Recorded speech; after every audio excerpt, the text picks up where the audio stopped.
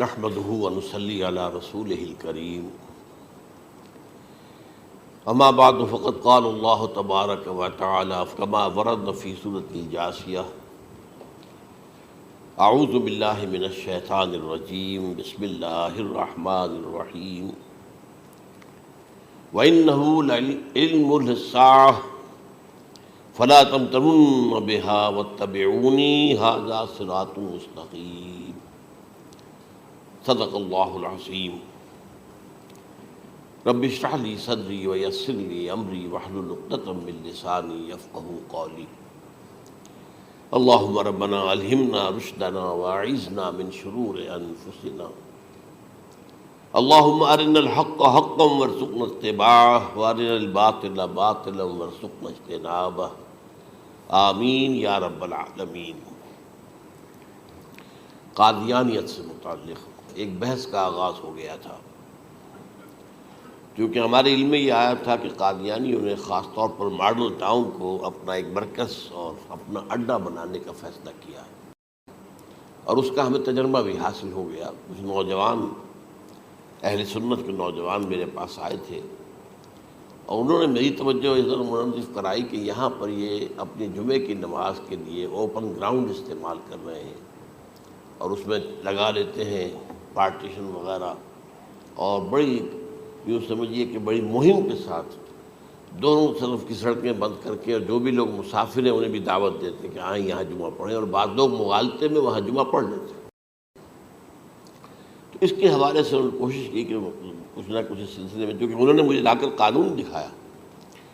پاکستان میں جو قانون نافذ ہے وہ یہ ہے، چاہے یہ کہ وہ نافذ نہیں ہے بالفعل، لیکن ہے قانون کی کتاب میں تو موجود ہے کہ قادیانی اپنے کوئی جو بھی ان کے نزدیک بھی ان کے مذہبی شاعر ہیں ان کو مسلمانوں کی شکل میں برملا علی الاعلان ادا نہیں کر سکتے، کیونکہ وہ تو دھوکہ دہی بات ہو گئی کہ لوگ سمجھیں گے یہ مسلمان ہی ہیں۔ اب جب انہیں، آپ کو معلوم ہے کہ ہماری پوری جو مرکزی اسمبلی تھی، نیشنل اسمبلی، اس کے فیصلے کے تحت قرار دیا گیا بالاتفاق کہ قادیانی غیر مسلم ہے، دائرہ اسلام سے خارج ہے۔ یہ تو فیصلہ ہوا پارلیمنٹ کا ایک بڑے پیمانے، بعد میں پھر ضیاء الحق صاحب کے زمانے میں یہ تو ہوا تھا، آپ کو معلوم ہے بھٹو کے زمانے میں، تو ضیاء الحق صاحب کے زمانے میں اسی کی گویا کہ فردر سٹیپ کے طور پر یہ بات طے کی گئی اور قانون بنا دیا گیا کہ وہ اپنی مسجد کو مسجد نہیں کہہ سکتے اور مسجد کی صورت پر نہیں بنا سکتے کہ گزرنے والے کو یہ خیال ہو کہ یہ مسجد ہے۔ اسی طرح وہ اگر کوئی اسلامی شاعر کا ارتکاب کریں گے علی الاعلان تو بھی یہ قابل تعزیر ہے، جرم ہے۔ وہ اپنے کئی احاطوں کے اندر، اپنے گھروں کے اندر جو چاہیں کریں، لیکن کھلے میدان میں آ کر جو شاعر اسلامی باہر ان لوگوں نے سب کچھ اڈاپٹ تو کر رکھا ہے۔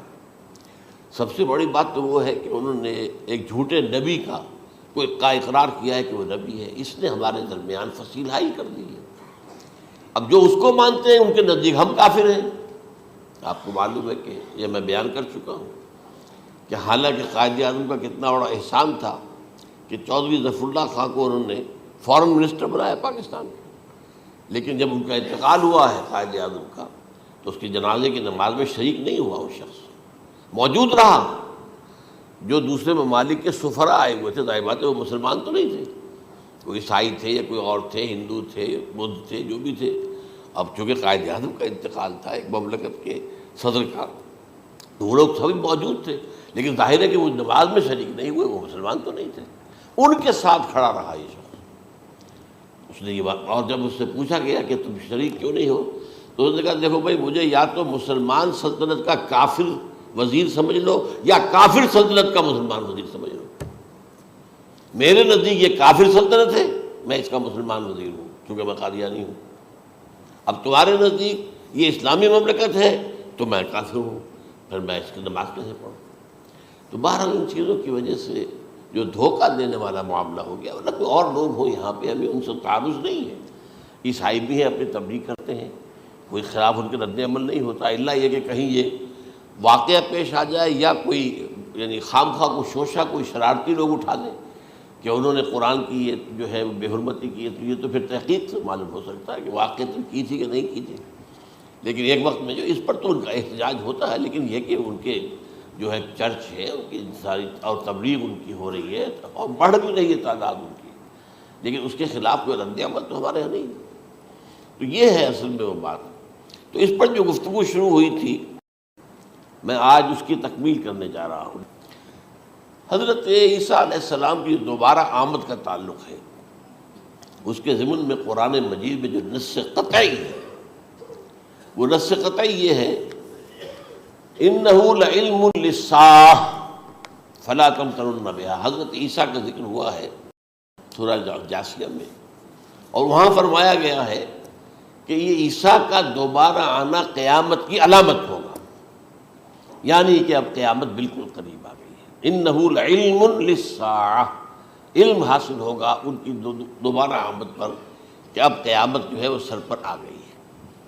اچھا، اس کے ایک اور جو ہے ذرا بالواسطہ دلائل جو قرآن مجید میں آئے ہیں، ایک ان میں سے یہ ہے کہ سورہ آل عمران میں جہاں حضرت مریم کو بشارت دے رہا تھا فرشتہ کہ آپ کے ہاں ایک بیٹا ہوگا، وہ بڑی حیران تھی کہ میرے ہاں کیسے بیٹا ہو جائے گا، ماں کو تو بغیہ، میں تو کوئی بدکار عورت تو نہیں ہوں، نہ میری کوئی شادی ہوئی ہے ابھی۔ تو اس میں جو باتیں بیان کی تھی فرشتے نے، وہ جو بیٹا ہوگا اس کی کیا شان ہوگی، اس میں یہ الفاظ بھی آتے ہیں وَيُكَلِّمُ النَّاسَ فِي الْمَهْدِ وَكَهْلًا، وہ باتیں کرے گا، لوگوں سے گفتگو کرے گا جبکہ وہ پنگھوڑے میں ہوگا، بچہ ہوگا، گود میں ہوگا، اور کہل کے وقت، کہل کہتے ہیں جب آدمی عمر میں جو ہے 40-45 کا کسی بھی اوپر ہو جائے، آپ پہلے طفل کہتے ہیں، پھر جوان کہتے ہیں، وہ عربی زبان میں شاب کا لفظ آتا ہے، بہت جوان، بڑی اچھی صحت میں ہے، اس کے بعد پھر ظاہر بات ہے ڈلوان شروع ہوتی ہے، یہ کہل ہے۔ جب بڑھاپے کے آثار شروع ہوتے ہیں، بال سفید ہونے شروع ہوتے ہیں، تو یہ کہل ہے، قبول۔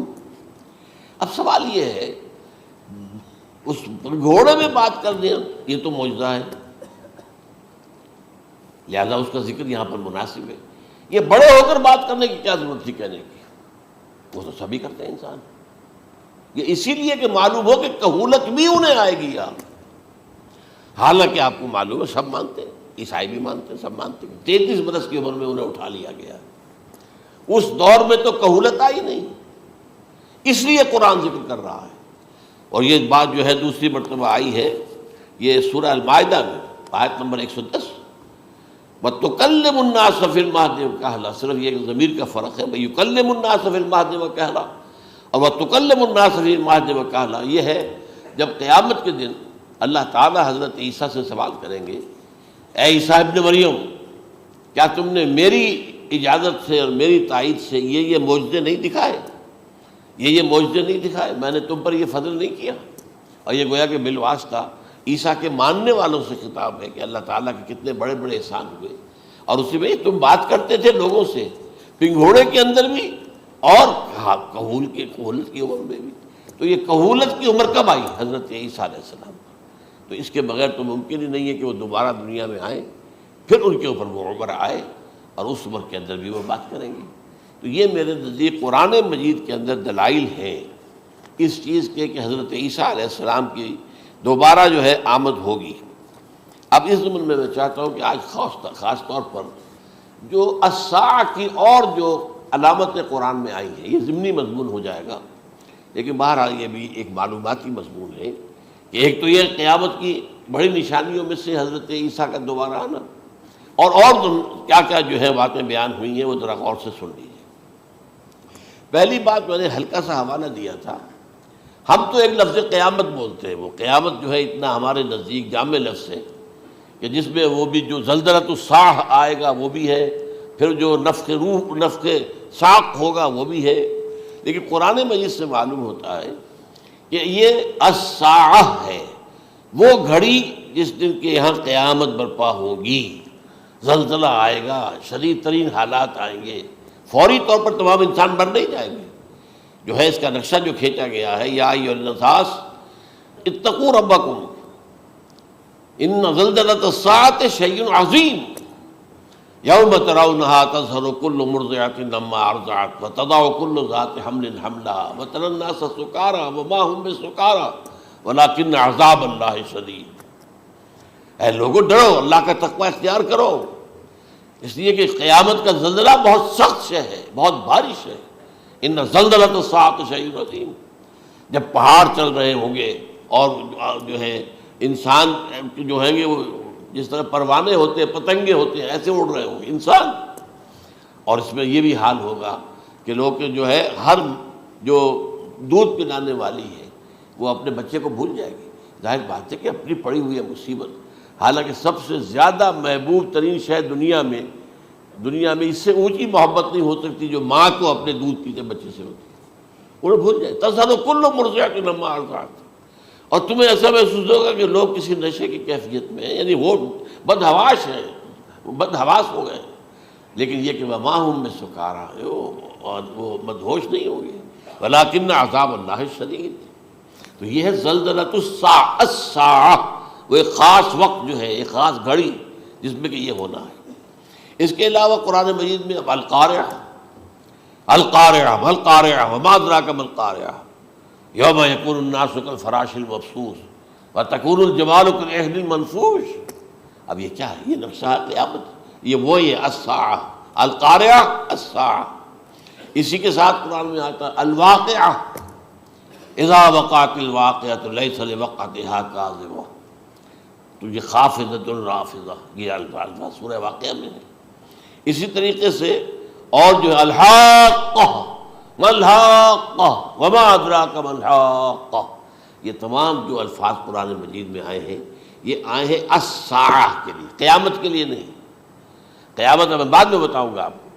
چنانچہ 3 نفخے ہیں جو قرآن سے ثابت. نفخ فی الصور، اور اس نفخ فی الصور کا یہ عالم ہوگا یوم ینفخ فی الصور ففزع من فی السماوات ومن فی الارض الا من شاء اللہ.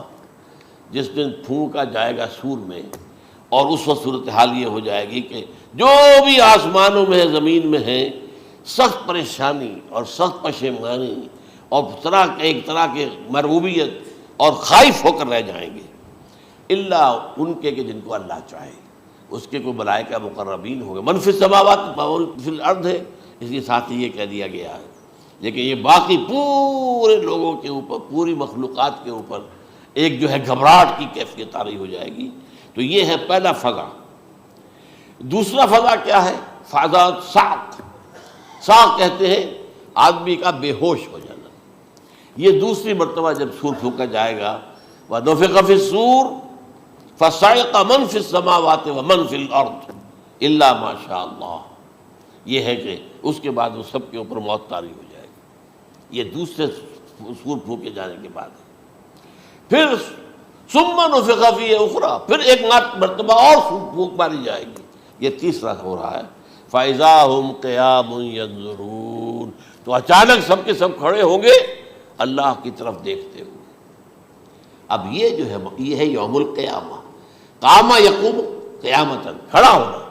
کیونکہ اس دن یوم یقوم الناس لرب العالمین، جس دن کے تمام انسان جو ہے کھڑے ہو جائیں گے اپنے رب کے حضور میں، جس کا نقشہ کھینچا گیا ہے اذا دکت الارض دکا دکا وجاء ربک والملک صفا صفا.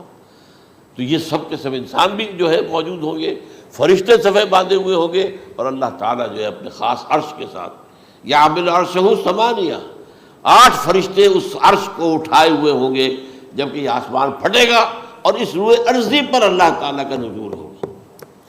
یہ جو ہے ہمارا یوم القیامہ یہاں ہے. یوم القیامہ ہی میں جو فیصلے ہونے یہاں ہونے. قصہ زمین، برسر زمین، جو نیکیاں تم نے یہاں کمائی ہیں یا جو بدیاں تم نے یہاں جن کا ارتکاب کیا کا فیصلہ یہاں ہوگا. اس کے بعد واللہ عالم کچھ اور بھی چیزیں ہیں، لیکن یہ کہ وہ سب عام طور پر لوگوں کے علم میں نہیں ہے. میں نہیں چاہتا کہ خام خواہ کسی نئی بات سے کوئی جو ہے ذہنوں کے اندر کوئی ایک تشکیک پیدا ہو جائے، شبہات پیدا ہو جائے. لیکن یہ چیزیں جو میں نے آپ سرچ کی یہ از قرآن ثابت ہے. اسی زمین پر اترنا ہے. وجاء ربک والملک صفا صفا، یہ سب کے سب آئیں گے، اور ملائکہ، اور اس کے علاوہ جو ہے دوسرے مقامات پر جس کا نقشہ کھینچا گیا ہے سورۃ الحاقہ کے اندر ہے. اللہ کا عرش جو ہے 8 فرشتے اٹھائے ہوئے نیچے اتریں گے. تو یہ تمام چیزیں قرآن مجید میں مذکور ہیں. اور یوم القیامہ یہی ہوگا، لیکن وہ ہے یوم القیامہ، ہم قیامت کہتے ہیں اس کو جس کو قرآن کہتا ہے الساعہ، الزلزلہ، الحاقہ، القارعہ، الواقعہ۔ یہ ہے در حقیقت جو پہلا معاملہ ہے کہ اس کے اندر جو ہے فضا ہو جائے۔ اب دیکھیے جو علامات قیامت احادیث میں آئی ہیں وہ میں آج آپ کو سنا رہا ہوں۔ ان کو دو حصوں میں تقسیم کیا جاتا ہے، علامات صغریٰ، علامات کبریٰ۔ چھوٹی نشانیاں جو درجہ بدرجہ درجہ بدرجہ درجہ بدرجہ حاضر سامنے آئیں گے۔ ایک ہے بالکل قیامت سے متصل قبل بڑے جو خرق عادت واقعات ہوں گے وہ آئیں گے۔ اچھا، پہلی چیز کے سلسلے میں حضرت انس رضی اللہ تعالیٰ عنہ سے یہ مروی ہے اور یہ حدیث متفق علیہ ہے۔ پہلی علامت حضور نے بیان کی قیامت کی علامات میں سے، اب میں لفظ قیامت اسی معنی میں بول رہا ہوں جس میں کہ ہم عام طور پر بولتے ہیں۔ آپ نے فرمایا علم اٹھا لیا جائے گا، جہالت کا دورہ ہوگا۔ اب یہ کون سا علم اٹھایا جائے گا؟ سائنس کا علم نہیں، دین کا علم۔ آج تو ساری قدر و قیمت جو ہے جس کے لیے دوڑتے ہیں لوگ، لاکھوں روپے کی فیسیں دے کر MBA ہو رہے ہیں، یہ جو ہے اکاؤنٹنسی کا پاس کر رہے ہیں، یہ CA کر لیا ہے، یہ کوئی اور جو ہے فزکس میں کہیں کیمسٹری میں ڈاکٹریٹ کر لی ہے، ڈاکٹر بن گیا تو کیا ہی کہیں۔ اس لیے کہ بڑی چیز جو پاکستان سے ایکسپورٹ ہوتی ہے وہ ڈاکٹر ہیں۔ جو اتنے بڑے پیمانے پر جو کالج کھلے ہوئے، 3 لاکھ روپے ایک سال کی فیس، 5 لاکھ روپے ایک سال کی فیس، یہ کیوں لیتے ہیں اور کیوں لوگ دیتے ہیں؟ کہ موقع مل جاتا ہے MBBS کر کے۔ امریکہ کے اندر بھی ڈیمانڈ ہے، ان کے ہاں ڈاکٹر جو ہیں جتنے ہونے چاہیے نہیں ہے، لہذا اور بھی بہت سی جگہوں پر ڈیمانڈ ہے۔ تو جس چیز کی مارکیٹ میں ڈیمانڈ ہے وہ علم ہے۔ آج علم کمپیوٹر کا علم ہے یہ، حالانکہ ان میں سے کسی کے اوپر لفظ علم کا اطلاق میرے نزدیک غلط ہے، جہالت ہے۔ علم وہ ہے جو ذہن کو جلا دے، جو سوچ کو جلا دے، روشنی پیدا کرے، دماغی روشنی، وسعت دے، انسان کے فکر کو وسعت دے، اس کے ذہنی جو ہے جو افق ہے اس کو وسیع کرے۔ علم تو وہ ہے جو حقیقت کے کیا علم بھی اس سے عطا فرمائے۔ قرآن ہے، حدیث ہے، باقی اور چیزیں جو اس سلسلے میں آ سکتی ہیں وہ ہے کہ جو قرآن اور حدیث کی سمجھنے میں مومن ہوں اور زیادہ جو ہے اس کے تک فہم کو آسان کر دیں۔ لیکن یہ کہ فرمایا علم اٹھا لیا جائے گا، جہالت کو فروغ ہوگا۔ ظاہر بات ہے ایک ہی بات ہوئی ہے۔ دوسرے نمبر پہ یہ کہ جہالت کو فروغ ہوگا۔ نمبر 3 زنا کثرت سے ہوگا۔ نمبر 4 شراب نوشی عام ہو جائے گی۔ نمبر 5 عورتوں کی تعداد بہت زیادہ ہو جائے گی، مردوں کی تعداد کم ہو جائے گی، یہاں تک کہ 50 عورتوں کا خیر خبر کرنے والا، کوئی نگرانی کرنے والا، وہ ایک مرد۔ اچھا، یہ تو ہے ایک حدیث جو میں نے آپ کو بیان کر دی، متفق علیہ، یہ بخاری اور مسلم دونوں میں ہے۔ دوسری حدیث بخاری کی ہے، اس کو حضرت ابو ہریرہ رضی اللہ تعالیٰ عنہ نے روایت فرمایا ہے، قیامت آئے گی جب امانت ضائع ہو جائے گی۔ آج ہمارے ہاں امانت کے ضائع ہونے کا جو نقشہ ہے شاید پوری دنیا میں کہیں اور نہیں۔ جس طرح کے غبن یہاں ہوتے ہیں، جس طرح کک بیکس جو ہے وہ لیے جاتے ہیں، اس غریب یعنی قوم غریب ہے لیکن یہاں وہ امیر بہت بڑے بڑے لوگ ہیں، وہ تو دنیا بھر کے ٹاپ کے امیروں کے اندر ان کا شمار ہو جائے گا۔ لیکن یہ کہ یہ سب امیر کیسے بنے؟ غبن بلین آف ڈالرز کا، اب تو اس سے کم کی تو بات ہی نہیں ہوتی۔ فلاں نے اتنے بلین جو ہے پیسے اپنا جو ہے قرضہ معاف کرا لیا۔ بھائی کس نے کیا، کون کرتا ہے معاف؟ یہ کسی کے باپ کی جاگیر ہے؟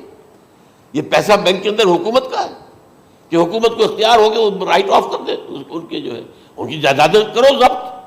لیکن ہوتا کیا ہے، بینک آفیسر بے ایمان ہے، وہ کہتا تھا 1 کروڑ کا قرضہ لے جاؤ، 10 لاکھ مجھے دے جاؤ، چاہے تم میرے پاس کوئی ڈاکومنٹ جو ہے ایسے نہیں دے سکتے، حالانکہ ہونا چاہیے کہ اتنا بڑا قرضہ لے رہے ہو تو ڈاکومنٹس یہاں پر ہمارے سامنے لاؤ کہ اگر تم نہ دے سکو تو ہم ان ڈاکومنٹس کے ذریعے سے تمہاری جائیداد، تمہاری کوئی جاگیر، تمہاری کوئی اور چیز اس کو قبضہ کریں۔ جب وہ وقت آتا دیکھتے ہو تو یہ ڈاکومنٹس ہی فیک ہیں، اللہ خرچ کیا کرے گا کوئی؟ بینک کا باپ بھی واپس نہیں لے سکتا. اور یہ سب کس کی بے ایمانی ہے؟ وہ جو بیٹھا ہوا بینک مینیجر، سارا سودا اس کے ماں باپ ہوتا ہے کہ 1 کروڑ ہے نا، 10 لاکھ مجھے دو، 90 تم لے جاؤ. باقی یہ کہ ٹھیک ہے میں تمہارے جو ڈاکومنٹس تم پیش کر رہے اس میں کوئی اعتراض نہیں کرتا، بس جاؤ. اور نمبر 2، حکومت نااہلوں کے سپرد ہو جائے گی. یہ ہے امام بخاری کی روایت کردہ روایت جو حضرت ابو ہریرہ سے. مسلم شریف میں ابو ہریرہ رضی اللہ تعالیٰ عنہ سے ایک اور روایت ہے، مال عام ہو جائے گا یہاں تک کہ زکوٰۃ قبول کرنے والا کوئی نہ ہوگا. یہ بات وہ ہے جو آج سعودی عرب اور UAE کے اندر آپ کثرت سے دیکھ سکتے ہیں. دولت جو ہے وہ ریل پیل. ابھی تھوڑا سا آیا ہے معاملہ خاص طور پر دبئی میں، کیونکہ وہاں بہت زیادہ کنسٹرکشن ہو رہی تھی، تو پوری دنیا میں آپ کو معلوم ہے کہ جو ریئل اسٹیٹ کہلاتا ہے اس کا حال بہت پتلا ہے، لیکن وہاں کے دولت ریل پیل ہے ہر جگہ پر. اور سب سے اہم متفق علیہ روایت، متفق علیہ کیا، وہ تو حضرت عمر سے بھی مروی ہے، ابن عمر سے بھی مروی ہے، ابن عباس سے بھی مروی ہے، ابو ہریرہ سے بھی مروی ہے، عبداللہ ابن مسعود سے بھی مروی ہے رضی اللہ تعالیٰ عنہ اجمعین. اور یہ وہ حدیث ہے جسے کہا حدیث جبرائیل، جسے ام السنہ بھی کہا گیا. اس میں جو آخری سوال کیا حضرت جبرائیل نے حضور سے، چوتھا، پہلا یہ تھا کہ اسلام کیا ہے مجھے بتائیے، ایمان کیا ہے، اس کی حقیقت کیا ہے یہ مجھے بتائیے، تیسرا احسان کیا ہے یہ بتائیے، چوتھا یہ کہ قیامت کے بارے میں بتائیے کب ہوگی. حضور نے فرمایا کہ اس کے بارے میں جس سے سوال کیا جا رہا ہے وہ اس سے زیادہ نہیں جانتا جو کہ سوال کر رہا ہے. اب اس کے کئی مفہوم ہو سکتے ہیں کہ بہرحال یا تو حضرت، چونکہ بعد میں معلوم ہوا کہ حضور نے پہچانا نہیں کہ یہ جبرائیل ہے، بلکہ جب سوال جواب ہو کر وہ چلا گیا شخص تو اچانک حضور کے ساتھ ذرا ردو ہو ہی لیا، ذرا بلانا اس کو دوبارہ لانا. اب جو دیکھا کہ وجود ہی نہیں اس کا، آسمان نے اس کو اچک لیا، زمین نے نگل لیا، کیا ہوا ہے. پھر آپ نے یہ جبرائیل تھے جو تمہیں تمہارا دین سکھانے آئے تھے جبکہ تم سوال نہیں کر رہے ہو. یہ بڑے بیسک کوسچن تھے، اس لیے کہ دنیا کے ہمارا نظام اسلام پر ہے، ایمان پر نہیں ہے. اس لیے کہ ایمان کو ویریفائی کر ہی نہیں سکتے. کیسے پتہ ہوگا اس میں ایمان ہے یا نہیں ہے؟ کوئی آلہ نہیں ہے، کوئی الیکٹروکارڈیوگرام ابھی تک ایسا نہیں ہے، کوئی جو ہے اور جو طریقے چل رہے ہیں وہ تو ان کے ذریعے سے یہ تو نہیں معلوم ہو سکتا ایمان ہے کہ نہیں. لہذا یہاں کا سارا نظام اسلام پر ہے. شہادت اللہ الہ الا اللہ وان محمد رسول اللہ، پھر ایک نظام بنا دیا، وہ اقام الصلاۃ و ایتاء الزکوٰۃ و صوم رمضان و حج البیت. اس میں بھی یہ ہے کہ اگر کوئی نماز کو نہیں مانتا تو کافر ہوگا، لیکن نماز پڑھتا نہیں ہے تو کافر نہیں ہے، فاسق ہے، فاجر ہے، گناہ گار ہے، کمزور مسلمان ہے. اس طرح زکوٰۃ کا منکر ہو جائے گا تو وہ کافر ہوگا، لیکن زکوٰۃ دے نہیں رہا ہے تو یہ گویا کہ گناہ گاری ہے، کمزوری ہے.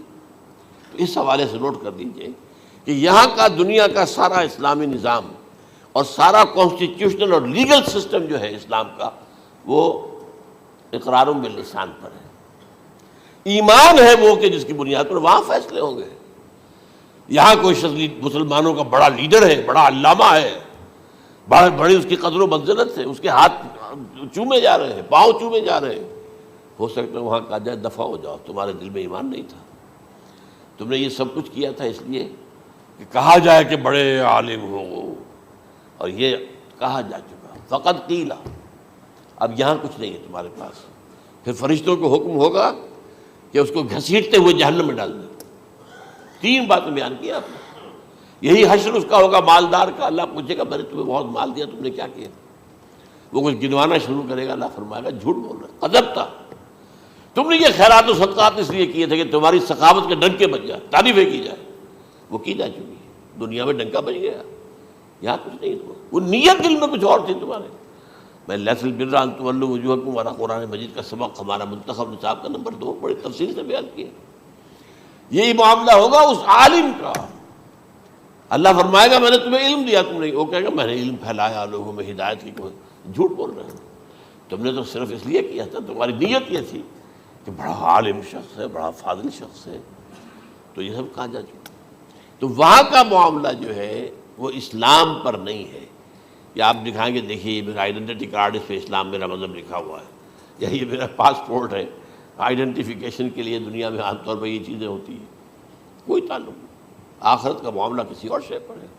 وہ تو ایمان دل میں ہے، اور تمہارے تمام جو حرکات ہیں، اعمال ہیں، ان سب کے اندر جب تک کہ اصل جو قوت متحرکہ ہے وہ اللہ کی محبت نہ بن جائے، اخلاص للہ، بحب اللہ للہ، اور یہ کہ یہ تمام چیزیں جیسا کہ فرمایا، ایک حدیث بڑی پیاری ہے، ایمان کی تکمیل کی علامت کیا ہے؟ فرمایا من احب للہ وابغض للہ ومنع للہ واعطى للہ فقد استکمل الایمان۔ جس شخص کے نے محبت جس سے بھی کی، اللہ کے لیے کی، اپنے مفادات کے لیے نہیں، رشتہ داری کی بنیاد پر نہیں، محبت اوپر ہو جائے، رشتہ دار کا حق ہے دو، بیوی کے حقوق ہیں دو، لیکن محبت یہ اللہ کے لیے ہو کہ فلاں شخص سے مجھے محبت اللہ کے لیے، اور اگر نفرت رکھی تو اللہ کی وجہ سے رکھی، اس لیے رکھی کہ وہ اللہ کے دین سے دور ہے، وہ اللہ کے راستے پر نہیں آ رہا ہے، وہ فسق و فجور کی جو ہے زندگی کو آ رہا۔ اس میں بھی یہ ہے کہ یہ نہیں ہے تعلق قطع کر لو، تعلق قطع کرو گے تو تبلیغ اور اصلاح کا موقع کہاں رہے گا، لیکن دلی محبت نہیں ہوگی اس میں۔ تو اگر محبت ہے تو اللہ کے لیے، اور نفرت ہے تو اللہ کے لیے، اور کسی کو کچھ دیا ہے تو اس لیے کہ اللہ کا حکم ہے کہ دوں، اور کسی سے کچھ روکا ہے تو اس لیے کہ اللہ کا حکم ہے کہ روکوں، اس کو نہیں دینا ہے۔ فقد استکمل الایمان، تو اس شخص نے ایمان کی تکمیل کر لی۔ یہ ہے اصل جو ڈیسائیڈنگ فیکٹر ہے، وہ یہ ہے۔ اور اس ایمان کی پہلی علامت کیا ہے؟ کیسے معلوم ہو میرے اندر ایمان ہے؟ پہلی علامت سب سے کم تر درجے کا ایمان، اس میں فرمایا گیا اذا اساءت کا سیئۃ وحسنت کا حسنۃ فانت مومن، اگر کوئی اچھا کام کر کے خوشی ہو اور کوئی برا کام ہو جائے تو ملامت ہو، یہ کیا کر بیٹھا، یہ میں نے کیا کیا ہے، یہ مجھے نہیں کرنا چاہیے تھا، یہ اگر احساس ہے نیکی اور بدی کا تو تمہارے اندر ایمان ہے۔ یہ ایمان ہے ادنا درجے کا، اور وہ ایمان من احب للہ وابغض للہ واعطى للہ ومنع للہ فقد استکمل الایمان۔ اچھا، یہ جو متفق علیہ حدیث ہے جو حضرت جبرائیل کی ہے، اس میں پھر انہوں نے کہا کہ اچھا اگر آپ مجھے یہ کب ہوگی قیامت نہیں بتا سکتے تو اس کی کچھ علامتیں بتائیے۔ یہ بڑی عظیم تھا، کیونکہ یہ تو تمام احادیث کے اندر میں نے عرض کیا نا کہ سب سے زیادہ صحابہ سے منقول ہے، اور آپ نے فرمایا کہ جب لونڈی اپنی مالکہ کو جنے گی اور تم دیکھو گے کہ ننگے بدن ننگے پیر بھوکے ننگے بھیڑوں اور بکریوں کو چرانے والے اونچی سے اونچی عمارتیں بنانے میں ایک دوسرے کا مقابلہ کریں گے۔ اذا تلد الامۃ ربتها، کیا بانی ہے، یہ خاص الفاظ کیوں کہے گئے؟ اولاد والدین کے سامنے دب کر رہتی تھی، کبھی سینہ تان کر بات نہیں کرتے تھے، ٹھیک ہے کوئی بات آپ مان نہیں سکتے، ابا جان یہ بات تو میں نہیں کر سکتا، یا فرض کیجئے کہ وہ آپ کو کسی نیکی سے روک رہے ہیں، کہ دینی کام سے روک رہے ہیں، ابا جان یہ تو میں نہیں کروں گا، یہ تو دین کا فرض ہے، یہ کہیں آپ اور ڈٹ کر کہیں اور جمیں اس پر، لیکن یہ کہ کوئی سرکشی کا انداز نہ ہو، ایسا نہ ہو کہ اپنے جناب سینے کو تان کر کے کھڑے ہو جائے، میں نہیں کروں گا، یہ نہیں، یہ غلط ہو جائے۔ اچھا، اولاد میں بیٹی جو ہوتی تھی وہ زیادہ سبارڈینیٹ، سبمسیو، بات ماننے والی، کہیں بھی سر اونچا نہ کرنے والی، اور آخری دور میں کیا ہوگا، بیٹیوں سے مائیں ڈریں گی، انہیں ٹوک نہیں سکتی کسی بات پر، پتہ نہیں کیا بک دے گے، کیا بکواس کر دے گے۔ یہ تو ہمارے ہاں ہو گیا ہے، باہر کیا ہے وہ تو آپ یہ بھی نہیں پوچھ سکتے، آپ کی 13 برس کی لڑکی آئی ہے رات کو 1 بجے، نہیں پوچھ سکتے کہاں رہی ہو، یہ رات کہاں گزاری، پوچھ ہی نہیں سکتے، یہ پوچھنا بھی جرم ہے۔ اپنے چھوٹے بچے کو آپ نے ایک تھپڑ مار دیا، تہذیب ہے، سکھانا ہے، غلط کام کیا ہے، اس کی سرزنش ہو رہی ہے، فوراً وہ اگر ایک فون کر دے گا پولیس آئے گی، بچے کو لے جائے گی، اسے لا کر کہیں اور جو ہے ڈپازٹ کرے گی، اور آپ پر مقدمہ چلے گا، آپ کو اس کی سزا بھگتنی ہوگی۔ ظاہر بات ہے کہ پھر وہاں سرکشی کا کیا عالم ہوگا، پھر اولاد کہاں سر جھکائے گی، کس درجے میں جھکائے گی، اس کی تربیت عثمانی میں ہوئی نہیں۔ تو ان تلد الامۃ ربتہا، گویا کہ بیٹی کے نزدیک ماں جو ہے وہ ایسی ہو جائے گی جیسے لونڈی، گویا کہ لونڈی نے ایک اپنی مالکہ کو جنم دیا ہے، بیٹی مالکہ بن جائے گی اور ماں جو ہے لونڈی بن جائے گی، اور دولت کی ریل پیل کا ابھرتا دکان، یہ جو بھوکے ننگے اور مفلس، کیا حال تھا 100 برس پہلے، انہیں کھانے کو کچھ نہیں ملتا تھا، یہ مشرقی ساحل پر تھے، یہ سوائے یہ کہ مچھلیاں پکڑ لی اللہ خیر اللہ وہ کھا لی، یا کہیں ان کو بیچ دیا، کوئی بنڈی لگ گئی، بنڈی لگ جاتی تھی وہاں، اور کیا تھا؟ اور مغربی ساحل پہ کیا ہوتا تھا؟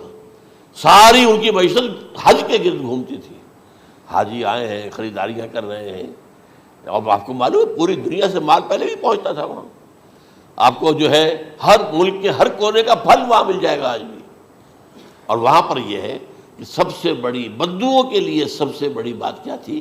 قربانی کا گوشت، اسے وہ سکھاتے تھے، سخت چمڑے کر کے کھاتے تھے، یہ ان کا حل تھا۔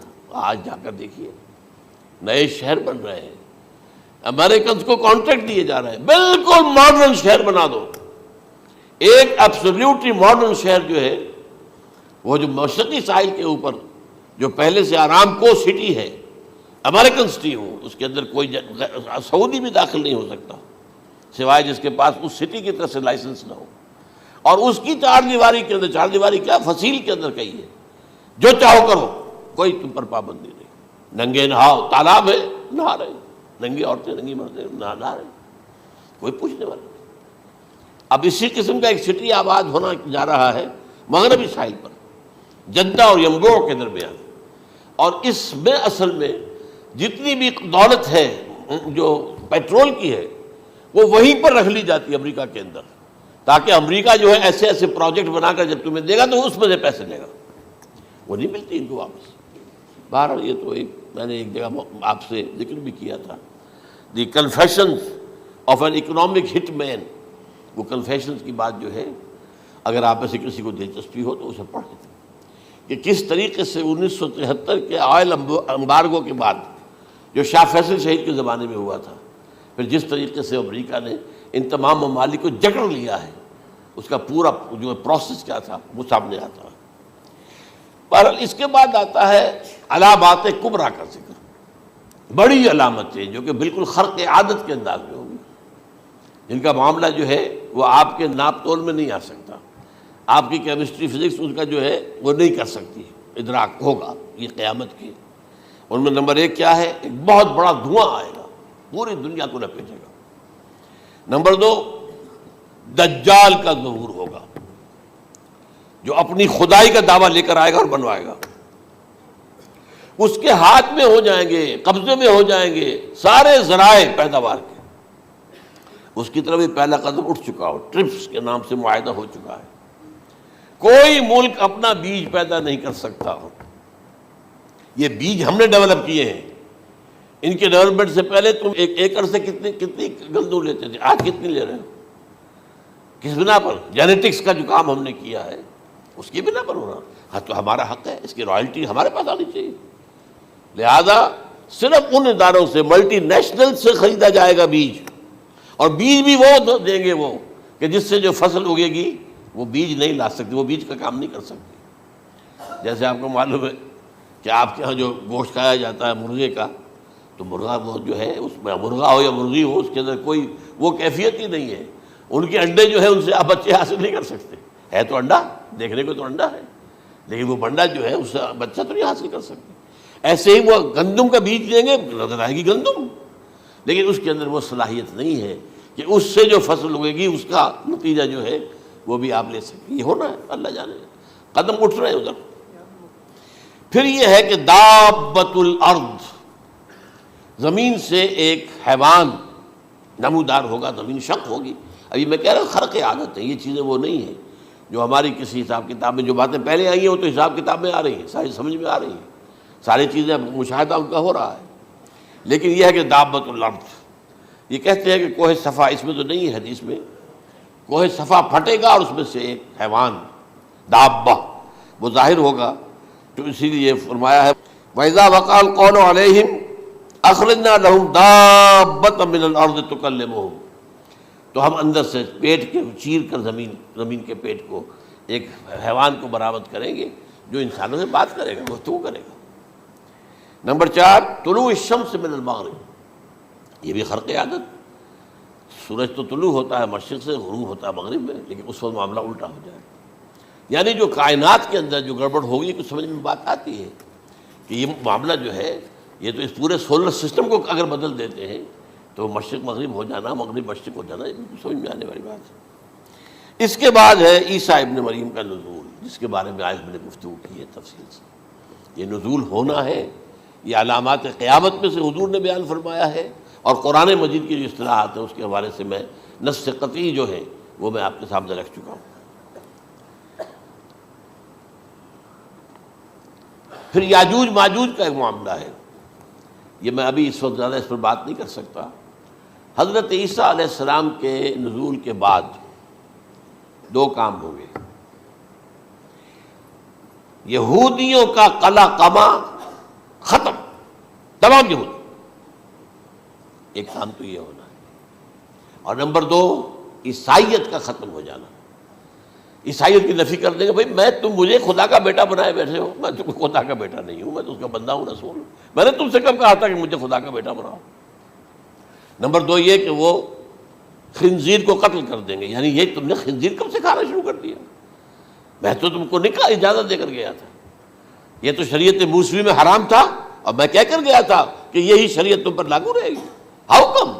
تم نے کیسے یہ؟ آج بھی بہت سے رومن کیتھولکس جو ہے وہ سور نہیں کھاتے، وہ اس میں ہے ان کے اندر کچھ نہ کچھ بات جو ہے جو حضرت عیسیٰ کی تعلیمات کا کچھ اثر ان کے ہاں ہے۔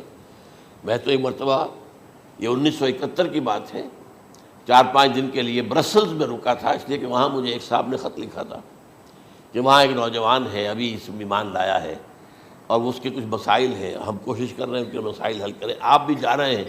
میں انگلینڈ جا رہا تھا تو واپسی پر آپ ان کے یہاں چند دن ٹھہرے، میں حیران ہوا۔ ویسے اس نے مجھے اپنے گھر ٹھہرایا نہیں، اس لیے کہ ماں باپ تو اس کے کرسچن تھے، اور پولیس کا چیف آفیسر اس کا باپ تھا، چیف آف پولیس فورس۔ اس نے مجھ سے 1 دن کھانے پہ بلایا، میں ہوٹل میں ٹھہرایا مجھے، اس نے کہا آپ اطمینان سے یہاں کھانا کھائیں، اس گھر میں نہ آج تک کوئی شراب کی بوند آئی ہے اور نہ ہی کوئی بوٹی آئی ہے سور کی۔ Roman Catholics. اب اکلوتا بیٹا تھا یہ، عبدالعزیز نے بعد میں نام رکھا، وان کینٹر اس کا نام تھا جو کہ اوریجنل تھا، پھر اس نے نام رکھا عبدالعزیز وان کینٹر، پرانا نام بھی بہرحال رکھا۔ نہایت نیک، نہایت خوبصورت، 28 سال کی عمر تھی، اور اس وقت میں نے دیکھا تھا کہ اس کی فقہی معلومات جو ہے میری معلومات سے 10 گنا زیادہ۔ اس کی وجہ کیا ہے؟ وہ گیا تھا موراکو میں ایز اے ٹیچر، ملازمت کرنے، پیسہ کمانے، وہاں وہ مسلمانوں سے اس کا ہوا ربط ضبط ہوا، اسلام کی تعلیمات سامنے آئی، اسلام لے آیا۔ اب اکلوتا بیٹا ہے، اب ماں باپ جو ہے کرسچن کیتھولکس۔ جب وہاں سے واپس آیا تو پھر کہتے ہیں کہ ہمارے درمیان ایک معاہدہ ہے، وی آر لیونگ ٹوگیدر، لیکن یہ معاہدہ ہے ہم مذہب پہ بات نہیں کریں گے، بس باقی جو بھی ہے وہ ساتھ رہ رہے ہیں۔ لیکن میں حیران ہوا، مجھے معلوم نہیں تھا۔ اچھا، اس کے بعد اس نے جب اسلام کا فیصلہ کیا تو اس کے سامنے سوال آیا کون سی فقہ اختیار کروں؟ تو اس نے بڑی جو ہے تھورو اسٹڈی کی ہے تمام فقہوں کی، کمپیریٹو اسٹڈی، ان کو کرنے کے بعد پھر فائنل فیصلہ اس کا یہ تھا کہ حنبلی فقہ میں اختیار کروں۔ 4 فقہوں میں سب سے لیٹسٹ حنبلی ہے، یعنی حنفی نمبر 1، پھر مالکی نمبر 2، پھر اس کے بعد شافعی نمبر 3، پھر یہ امام احمد ابن حنبل ہے۔ اور امام احمد ابن حنبل کے زمانے تک احادیث بہت بڑے پیمانے پر جمع ہو چکی تھی، جبکہ ابھی حضرت امام ابو حنیفہ کے زمانے میں کوئی اتنا زیادہ جو ہے حدیث کا بھی ذخیرہ نہیں بنا تھا۔ اسی پر تو لوگ حیران ہوتے ہیں کہ زیادہ حدیث امام ابو حنیفہ کے علم میں نہیں تھی، لیکن مجال ہے کہ ان کا کوئی فتویٰ جو ہے کتاب و حدیث کے، کتاب اور سنت کے خلاف ہو۔ اگرچہ انہوں نے صاف کہا کہ اگر تم پاؤ کوئی ایسی سچی حدیث، پختہ حدیث جو میری کسی رائے کے خلاف ہو تو میری رائے کو دیوار پر دے مارنا اور اس صحیح حدیث کی پیروی کرنا۔ لیکن ویسے اس کے بعد یہ کمال یہ ہے کہ بہت ہی کوئی شاذ معاملہ ہے کہ جس میں ان کا کوئی فتویٰ وہ کتاب و سنت کے منافی ہو یا سنت کے منافی ہو. کتاب پہ تو سوال پیدا نہیں ہوتا، کتاب تو ساری ان کے سامنے موجود تھی. اس کے بعد یہ ہے کہ یاجوج ماجوج، اصل میں بتا رہا تھا آپ کو کہ جب عیسائیت بھی ختم ہو گئی، یہود ویسے ختم ہو گئے، استیصال ہو گیا، جڑ کٹ گئی، اب عیسائیت گویا کہ اسلام میں ضم ہو گئی. عیسائیت مذہب ختم، یہودی خود ختم. اب یہ طاقت کتنی ہو جائے گی؟ تقریباً 2/3 دنیا آ گئی. تمام اب عیسائی 2 ارب کے قریب ہیں، 1 ارب 90 کروڑ ہوں گے، یا مسلمان بھی 1 کروڑ 50-60 لاکھ ہیں. دونوں کو جوڑ لیجیے کتنے ہو گئے؟ 6 ارب کل آبادی ہے. لیکن اس کے بعد آتا ہے یاجوج ماجوج کا خروج. یہ یاجوج ماجوج میرے نزدیک چائنا اور رشیا ہے.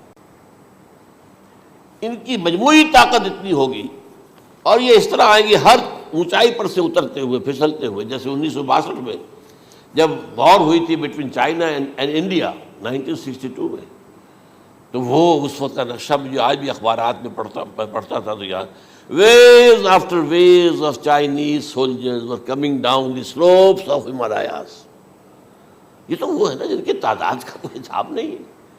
اور رشیا اور یہ مل کر جو ہے، میرا اندازہ یہ ہے کہ جب پہلے ملحمۃ العظمیٰ ہوگی وہ عیسائیوں اور مسلمانوں کے درمیان، اس وقت یہ دونوں پاورز نیوٹرل رہیں گی. لیکن غالباً یہ بات طے کر لیں گی کہ ویپنز آف ورلڈ جو ہے ماس ڈسٹرکشن، یہ استعمال مت کرنا. اگر یہ ویپنز آف ماس ڈسٹرکشن استعمال کرو گے تو ہم میدان میں آ جائیں گے. اس میں وہ جنگ جب ہو چکے گی، پھر حضرت عیسیٰ کو فتح حاصل ہو جائے گی، اور پھر یہ کہ یہودیت ختم ہو جائے گی، عیسائیت بطور مذہب ختم ہو کر اسلام میں ضم ہو جائے گا. پھر وہ 40 برس کا عہد حکومت ہے حضرت عیسیٰ علیہ السلام. لیکن جب یہ فتح ہو جائے گی ان پر، اب یاجوج ماجوج آئیں گے، اور اتنی تعداد میں آئیں گے کہ بحیرہ طبریہ جو ہے اس کا سارا پانی پی جائیں گے. یہ تو اگر آپ کو کبھی اندازہ ہو یا کوئی آپ جانیں ان لوگوں کو جو ان چینیوں سے واقف ہیں، وہ کہتے ہیں زمین پر ہلتی ہوئی کوئی چیزوں سے وہ چھوڑ کے کھا جائیں گے. جہاں وہ جاتے ہیں ایز اے لیبرر، وہاں کے جو سارے کتے ہیں ختم، ساری بلیاں ختم، ہر شے، وہ جو سانپ کھاتے ہیں، ہر چیز کھاتے ہیں. اور یہ تمام ایسٹرن کنٹریز کے اندر ہوتا ہے. بڑی ڈیلیشس ڈشز ہیں یہ سانپ وغیرہ وغیرہ. اور یہ جس طرح کھا جائے، پانی پیا، ایک قطرہ نہیں رہے گا اس پر. تو پھر جو ہے اللہ تعالیٰ اس وقت جو ہے اس میں ایک ایسی بیماری پیدا کرے گا کہ یہ سب مر جائے. یہ معجزے سے ہوگا. یعنی ان کے اوپر فتح جو ہے وہ عام لڑائی کے ذریعے سے نہیں ہوگی، بلکہ اس کے اوپر فتح جو ہوگی وہ اللہ تعالیٰ سے ایک بیماری پیدا ہوگی، سب مر جائے گی. اور اس کے بعد اللہ تعالیٰ ایسے پرندے بھیجے گا بڑی لمبی لمبی گردنوں والے، وہ ان سب کو کھا جائیں گے. جیسے ہمارے ہاں گدھ ہوتے ہیں، وہ ان کو صاف کر دیں گے. ورنہ تو یہ ہے کہ پوری دنیا کے اندر جو بدبو اور جو پیدا ہوتا معاملہ اس سے، تو اس نوع انسانی کی بقا ممکن نہیں تھی. ان کے خاتمے کے بعد پھر یہ ہوگا کہ حکومت اسلامی جو ہے پوری دنیا میں حضرت مسیح علیہ السلام کی ہوگی. 45 برس وہ رہیں گے. اسی میں وہ کہلن بھی آ جائے گا، وہ فی المہد و کہلن جو میں نے شروع میں بیان کیا تھا. اسی میں پھر یہ ہے کہ وہ شادی بھی کریں گے، ان کی اولاد بھی ہوگی، اور پھر ان کا انتقال ہوگا تو حضرت حضور صلی اللہ علیہ وسلم کے حجرے میں، وہیں پر جہاں حضور اور ابو بکر اور عمر رضی اللہ تعالیٰ عنہم دفن ہیں، وہیں پہ ان کو دفن کیا جائے گا. اور قیامت کے دن حضور فرماتے ہیں کہ میں اور یہ تینوں ساتھ نکلیں گے. تو یہ ہے والات و واقعات. بہرحال اس میں یہ ہے کہ یہ نوٹ کر لیجئے کہ جہاں تک ہمارے ہاں آج کل کا معاملہ ہے، میرے نزدیک میں یہ کہنے پر مجبور ہوں، جو رفع و نزول مسیح کو نہیں مانتا وہ کم سے کم منکر حدیث ضرور ہے. میں اس سے کم کا فتویٰ نہیں دے سکتا. اب یہ ہے کہ جو لوگ مہدی کو نہیں مانتے ان کا معاملہ میں مختلف سمجھتا ہوں. چند منٹ لے رہا ہوں آپ کے، اور اس لیے کہ ان کی حدیثیں صحیحین میں نہیں ہیں، بخاری مسلم میں نہیں. اور یہ کہ بہرحال ان کا معاملہ جو ہے وہ ایسا نہیں ہے حضرت عیسیٰ کا. حضرت عیسیٰ کے آنے کا جو کچھ ہوگا وہ تو میں نے آپ کے سامنے بیان کر دیا. لیکن یہ ہے کہ حضرت مہدی ہمارے نزدیک اس میں خرق عادت کوئی ہے ہی نہیں. جیسے ہر صدی کے مجدد ہوتے ہیں، آخری صدی کے مجدد وہ ہوں گے، اور میرے نزدیک یہی آخری صدی ہے، اور اسی میں حضرت مہدی کا ظہور ہو جانا. سعودی عرب میں کوئی خانہ جنگی ہوگی کسی بادشاہ کے انتقال پر، اور پھر اس وقت یہ ظاہر ہوں گے، اس وقت ملک کے حالات کو سنبھالنے کے لیے لوگ ان کو زبردستی نکالیں گے، چھپے ہوئے ہوں گے ایک گھر میں۔ یہ حضرت ام سلمہ رضی اللہ تعالی عنہ کی روایت ہے کہ ایک بادشاہ کے انتقال پر یہ خانہ جنگی ہو جائے گی اور ایک شخص مدینے سے بھاگ کر مکے میں چھپ جائے گا۔ یہ تو ہے ان کے الفاظ، میں توجیہ کر رہا ہوں۔ یہ لوگ ان کی طرف دیکھ رہے ہوں گے کہ یہ جو وقت آیا ہے فتنے کا ہماری قوم پر، ہمارے ملک پر، تو ان کی شخصیت ایسی ہے کہ یہ بیچ میں آئیں، صلح صفائی کرائیں، اور وہ جو ہے اس ذمہ داری سے بچ کر بھاگیں گے اور جا کر مکے میں چھپ جائیں گے۔ پھر لوگ انہیں تلاش کر کے نکالیں گے اور زبردستی ان کے ہاتھ پر بیعت کریں گے، ورنہ وہ اتنے بڑے منصب کو۔ اور پھر یہ بھی ہے، ایک حدیث میں آتا ہے یصلحُ فی لیلۃ واحدہ، ایک رات میں ان کی مکمل اصلاح کر دیں گے۔ یعنی اگر کوئی تھوڑا بہت نقص اور عیب کوئی ہوا بھی، کوئی کمی کوتاہی ہوئی بھی، تو اللہ تعالیٰ ایک رات میں اصلاح کروا دیں گے۔ لیکن ہمارے نزدیک اس قدر کوئی خرق عادت ہے ہی نہیں۔ البتہ جو کہتے ہیں اہل تشیع، وہ خرق عادت ہے کہ ان کے 12ویں امام جو ہے وہ بچپن ہی کے اندر اس خوف سے کہ جو بنو عباس بادشاہ ہیں وہ ان کو قتل کر دیں گے، تو وہ ایک غار میں چھپا دیے گئے۔ اب وہ 1200 برس سے اس غار کے اندر چھپے ہوئے، اور اس کے بعد وہ ظاہر ہوگی، وہ امام مہدی ہوں گے۔ اس میں خرق عادت ہے، لیکن میں یہ کہتا ہوں کہ محض خرق عادت کی بنیاد پر ہم اس کی نفی نہیں کریں گے۔ کیوں؟ کیا ہم یہ نہیں مانتے کہ اصحاب کہف 300 برس تک سوئے رہے؟ یہ کیا عام بات ہے؟ حضرت عزیر علیہ السلام، اللہ نے انہیں موت دی، موت، اور 100 برس کے بعد زندہ کر کے اٹھا لیا۔ تو خرق عادت، حضرت عیسیٰ کو ہم اتنا بڑا خرق عادت مانتے ہیں کہ اٹھا کر آسمان پر، تیسرے آسمان کے اوپر ہیں، موجود ہیں، اب بھی ہیں۔ شب معراج میں تیسرے آسمان پر حضور کی ملاقات ان سے ہوئی۔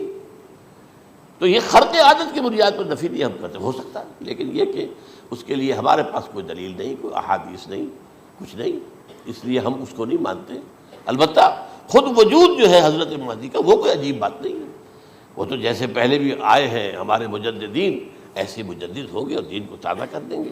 ایک صحیح اسلامی ریاست جو ہے وہ عرب میں قائم ہو جائے گی دوبارہ۔ حضور نے فرمایا وہ عدل اور انصاف سے عرب کو اسی طرح بھر دے گا جیسے کہ وہ اس سے پہلے ظلم اور جور اور زیادتیوں کے سے بھری ہوئی ہوگی۔ تو یہ کام ہوگا، یہ تو مجدد کا کام ہوتا ہی ہے اس حوالے سے۔ لیکن بہرحال میں نے پھر بھی کہا کہ اگر احادیث کی کمزوری کی وجہ سے کہ صحیح عین میں نہیں ہے، اگر کوئی شخص انکار کرے تو مجھے کوئی اعتراض نہیں ہے، ٹھیک ہے۔ لیکن جو حضرت عیسیٰ کے نفع سماوی اور حضرت عیسیٰ کے نزول کا انکار کرتا ہے، وہ کم سے کم، میں انہیں اور آگے کوئی فتویٰ نہیں دیتا کہ وہ کافر ہو گئے یا یہ ہو گئے یا وہ ہو گئے، لیکن منکر حدیث کے لائن میں تو وہ لازماً کھڑے ہو گئے، کیونکہ اتنی واضح اور پکی حدیثیں ہیں حضرت مسیح کے نزول کی، اور علامات قیامت میں جس